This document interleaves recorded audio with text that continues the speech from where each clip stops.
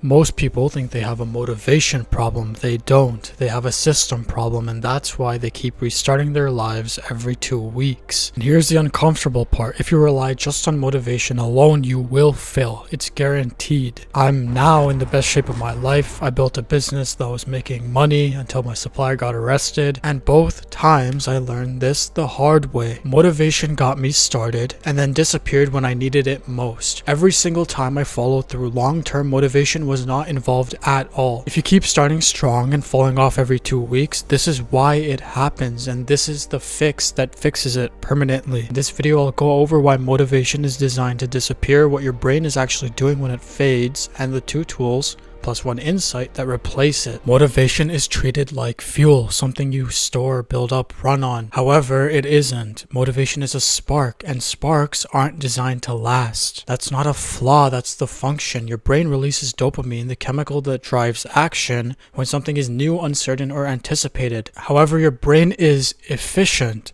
So once your brain can reliably predict the reward that was before something unpredictable, something novel and new, it stops feeling as pleasurable, it stops feeling as good, which is why motivation withers away. Essentially, novelty fades, the spike drops, the drive disappears, and then you interpret that as I lost motivation. You didn't lose it, it just finished its job. Most productivity advice is built on a broken assumption, and this assumption is that you feel like, or you're supposed to feel like, doing the work. You're not. Motivation is for initiation, not for completion.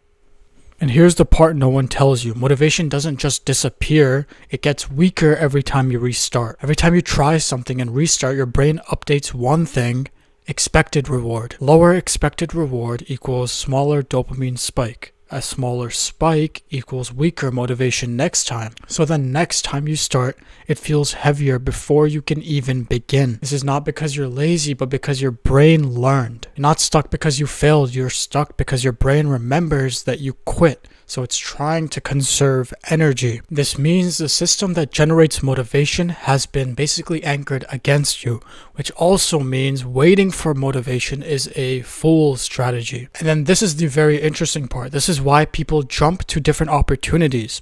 It actually all makes sense when you think about how the brain works. It's not a character flaw because your brain is designed to do this. However, this is the problem, and the loop looks something like this. Your brain is wired to pursue, engage, exhaust, and then switch. That made sense when switching meant finding new food. Now it means a new routine, a new plan, a new goal every 3 weeks. And every time you switch, you reset progress. So you have zero momentum. You have zero proof. You have no trust in yourself because you keep jumping from opportunity to opportunity. And the fact is, if you're honest about this, you've done this very thing more than once, probably.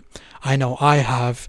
And the only way I stopped being stuck in this loop was when I stopped following conventional advice. The biggest problem for this is the fact that you predictably quit. Over time, you stop believing you follow through, and the problem isn't that you quit, but that you expect to quit and act accordingly, which means for you and for me, staying on one path is actually a competitive advantage. So the takeaway here is motivation isn't designed to last, right? And the way you fix this is through systems, implementing systems.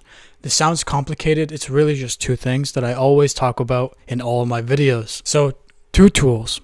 1, progressive overload. Start smaller than feels necessary, then increase slowly. And this isn't just gym advice. I always use the gym example. This can be done with anything. This can be done with YouTube videos. This is how I actually started. I had a great amount of friction when starting. So I had to do it in a bit of an odd way, right? Which is progressive overload. I would set up my camera, not record. And then the next day, or maybe a few days later, I would set up the camera again, set up lights, not record, do it again until I felt comfortable setting up the camera. And then I would record a video and delete it. Then I did that for a couple times. And then after that, I would record a full video. But the point is, I got comfortable with the process, right? And over time, I started recording more consistently, and the rest is history, right? It's all on my channel. The point is, I started off so easy, so small, that it was impossible to fail, and that's exactly what happened. I now have the habit ingrained in my life, something that I struggled with for years. I wanted to make this channel for years and I didn't. I kept opportunity hopping. The point is, it works, right? I've done it. I've done it with basically every goal that has persisted in my life. So basically the whole philosophy behind this is to make the starting steps impossible to fail, because neuroplasticity takes over after a while of doing something. So the things you do most often are things that get easier to do over time, and your brain optimizes for those things, which means starting, which is the most difficult thing to do, should be the easiest thing to do now. If you just make it easy to do, if you just lower the bar enough, right? And then visualization when it's used properly. So your brain has a documented difficulty distinguishing between vividly imagined experiences and real ones. What this means for you is that you can literally imagine and paint a picture in your head of whatever you want if you imagine it vividly enough. So with enough detail, it's as good as having happened in real life, which is a crazy thing. It shouldn't even exist, but humans are the only ones with this unique capacity to do this. The point is, it exists and it's very real. People have used it. These greats are using it. They're using it for a reason. It builds familiarity before reality. And here's something very interesting that I didn't discuss in my actual visualization guide. Dr. Huberman, a neuroscientist, talks about limbic friction and how visualizing steps before engaging in the task makes you more likely to accomplish it. So mapping out the task mapping is what he called it. I even discussed this in a very old video. Task mapping is just where you run through the process of the steps of whatever you're going to do before you do it. And in doing so, you become more likely to do the actual task. Task mapping is just visualization. It's just mental rehearsal. You get more familiar with the task. You remove the novelty, which is fear, right? The amygdala flares up when it detects uncertainty and novelty. When you run through task mapping, which is just mental rehearsal, it's just running through the process in your brain, painting a picture of it, etc., which works as a real experience that your brain encodes. What ends up happening is your amygdala no longer sees it as a threatening situation because now you're familiar with it. You've already engaged.